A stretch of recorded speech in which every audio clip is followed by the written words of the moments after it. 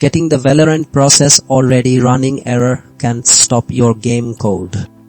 I found simple ways to fix this problem, and I'll show you exactly how to get Valorant launching again quickly.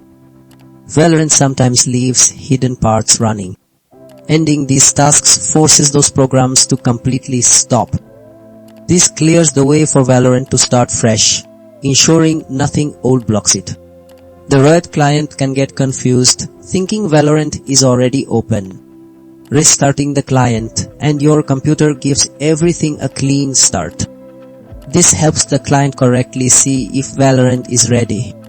Valorant needs special permission, especially for anti-cheat. Without it, the game struggles to open. Running Valorant as an administrator gives it all needed access. This stops permission problems causing the error. Riot Vanguard is Valorant's anti-cheat. If broken or installed wrong, Valorant won't start. Reinstalling Vanguard ensures a fresh, working system. This is crucial for Valorant to launch safely. This video will help you fix Process Already Running error won't launch in Valorant permanently.